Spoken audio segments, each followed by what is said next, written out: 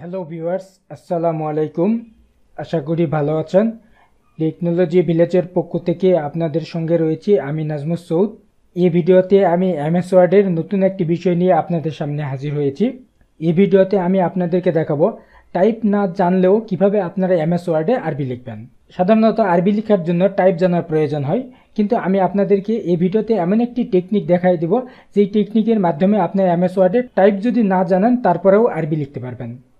আপনি যদি আমার এই চ্যানেলে নতুন হন তাহলে চ্যানেলটি সাবস্ক্রাইব করুন এবং আপডেট ভিডিওগুলো পেতে বেল বাটন প্রেস করুন। আমি এমএস ওয়ার্ডের আরও বেশ কিছু ভিডিও তৈরি করেছি। সেই ভিডিওগুলোতে আমি এমএস ওয়ার্ডের বিভিন্ন বিষয় সম্পর্কে আলোচনা করেছি। এমএস ওয়ার্ডের বিভিন্ন ফাংশন, বিভিন্ন ট্যাব এবং বিভিন্ন অপশন সম্পর্কে আলোচনা করেছি। আপনারা যদি এমএস ওয়ার্ড সম্পর্কে জানতে চান তাহলে সেই ভিডিওগুলো দেখতে পারেন। প্লেলিস্টের লিঙ্ক আমি নিচে ডিটেল সেকশনে দিয়ে রাখবো, সেখান থেকেও আপনি প্লেলিস্টে গিয়ে সেই ভিডিওগুলো দেখতে পারেন। আমার পুরাতন ভিডিওগুলো যদি আপনি দেখে থাকেন, ভিডিওগুলো কেমন লেগেছে সেটি অবশ্যই কমেন্ট করে জানান, এবং ভিডিওগুলো যদি ভালো লাগে তাহলে লাইক করুন এবং শেয়ার করে অন্যদেরকে দেখতে সহায়তা করুন। এখন চলে যাচ্ছি মূল ভিডিওতে। আমি বলছিলাম কিভাবে আপনারা এমএস ওয়ার্ডে আরবি লিখবেন। এখানে দেখুন, ইনসার্ট ট্যাবের অধীনে এখানে সিম্বল একটি অপশন রয়েছে। আপনারা যদি এই সিম্বলে ক্লিক করেন তাহলে এখানে মোর সিম্বলস একটি বাটন রয়েছে, এই বাটনে আপনারা ক্লিক করবেন। তাহলে দেখুন এখানে একটি সিম্বলের একটি বক্স চলে আসবে। এই সিম্বল সম্পর্কে আমি ইতিপূর্বে আলোচনা করেছি। এই সিম্বল সম্পর্কে আমি আলাদা পূর্ণাঙ্গ একটি ভিডিও তৈরি করেছি। আপনারা যদি সিম্বল সম্পর্কে বিস্তারিত জানতে চান তাহলে সেই ভিডিওটি দেখে আসতে পারেন। এখানে একটি বিষয় রয়েছে ফন্ট। এই ফন্টে এখানে সিম্বল ফন্ট সিলেক্ট রয়েছে। আমরা এটি নিয়ে কাজ করব না। এখানে ফন্ট থেকে আমরা এখানে ক্লিক করার পরে এই ড্রপ ডাউনে আমরা একবার উপরে গিয়ে নর্মাল টেক্সট এটিতে ক্লিক করব। এটিতে ক্লিক করার সঙ্গে সঙ্গে দেখুন এখানে ডান পাশে সাবজেক্ট একটি বিষয় আসছে এবং এইখানে একটা ড্রপ ডাউন লিস্ট রয়েছে। এই ড্রপ ডাউন লিস্টে ক্লিক করার পরে আমরা একটু নিচের দিকে যাব। নিচের দিকে গিয়ে দেখি এখানে অ্যারাবিক একটি আইটেম রয়েছে। আমি এই অ্যারাবিক আইটেমে ক্লিক করলাম। তাহলে দেখুন এখানে অ্যারাবিকের বিভিন্ন ধরনের সিম্বল চলে আসবে। আমরা এখন এই সিম্বলগুলো ব্যবহার করে আরবি লিখব। আমি আপনাদেরকে এখানে প্র্যাকটিক্যালি দেখাচ্ছি কীভাবে আপনারা বিসমিল্লাহির রহমানির রহিম এই আরবিটি এমএস ওয়ার্ডে লিখবেন। এটি লেখার জন্য প্রথমে আমাদেরকে বিসমিল্লাহির রহমানির রহিমে কী কী অক্ষর রয়েছে সেটি জানতে হবে। বিসমিল্লাহির রহমানির রহিমে শুরুতে রয়েছে বা রয়েছে। আমি এখানে বা সিলেক্ট করলাম, এখানে আমি ইনসার্ট করলাম। তাহলে দেখুন আমাদের ডকুমেন্টে একটি বা চলে আসছে। তারপরে বার পরে কী রয়েছে, বার পরে সিন রয়েছে। আমরা এখানে সিনে ক্লিক করলাম, তারপরে ইনসার্ট করলাম। তাহলে দেখুন বার সঙ্গে অটোমেটিক্যালি সিন এখানে জোড়া লেগে গেছে। এখানে আমাদেরকে কিছুই করতে হয় নাই। তারপরে সিনের পরে কি রয়েছে, মিম রয়েছে।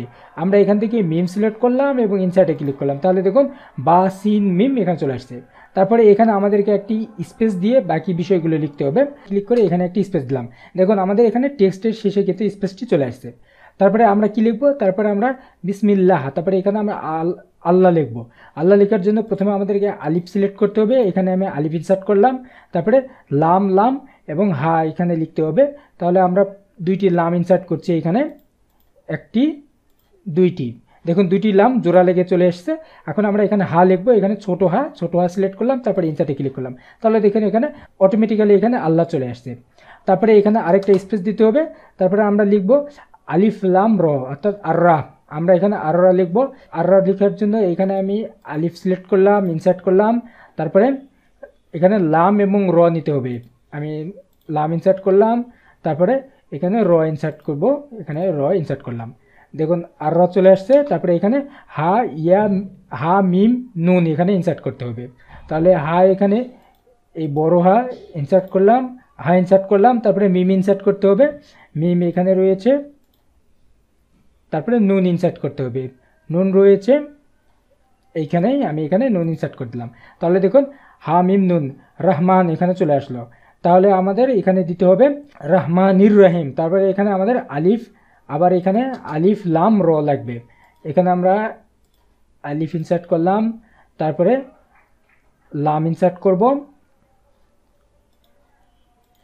তারপরে র ইনসার্ট করব। দেখুন তারপরে হা আর চলে আসছে। তারপরে এখানে হিম আমাদের লিখতে হবে। হিম লেখার জন্য এখানে আমরা আবার একটি স্পেস দেব। তারপরে হা লিখবো, এখানে বড় হা লিখবো, হা। তারপরে ইয়া দিব এই ফোটা আলা ইয়া, নোক্তা আলা ইয়া। তারপরে আমরা মিম দিব, এখানে মিম ইনসার্ট করে দিলাম। তাহলে দেখুন এখানে খুব সুন্দরভাবে আমরা বিসমিল্লাহির রহমানির রহিম এই পুরো বাক্যটি এখানে লিখতে পারলাম। এখন আপনারা হয়তো বলবেন যে এখানে আমরা জবর জের পেশ ইত্যাদি ছাড়া আমরা এটি লিখতে পারলাম। এটি পড়তে একটু সমস্যা হয়ে যাচ্ছে। আপনার ইচ্ছা করলে এখানে জবর জের ইত্যাদি দিয়েও লিখতে পারবেন। আমি এখন দেখাচ্ছি কিভাবে আপনারা জবর জের দিয়ে লিখবেন। আমি একটি শব্দ লিখে দেখাচ্ছি, তাহলে আপনারা অন্যান্যগুলো লিখতে পারবেন। যেমন আমরা এই যে বিসমিল্লাহ, এটি যদি আমরা জবর জের দিয়ে লিখতে চাই, তাহলে এখানে জবর জের সহ অক্ষর রয়েছে। আপনারা ইচ্ছা করলে জবর জের সহ যে অক্ষরগুলো রয়েছে সেগুলোও নিয়ে লিখতে পারেন, অথবা আপনারা ইচ্ছা করলে নিজেদের মতো জবর জেরও দিতে পারেন। যেমন আমি যদি বিসমি এই শব্দটা লিখতে চাই, প্রথমে আমাদেরকে এখানে বা লিখতে হবে।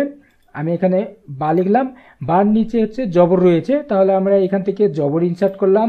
তারপরে সিন রয়েছে, সিন আমরা ইনসার্ট করলাম, এবং সিনের উপরে জজম রয়েছে। জজম যদি দিতে চান, দেখুন এখানে জজমের সিম্বল রয়েছে, জজম ইনসার্ট করলাম।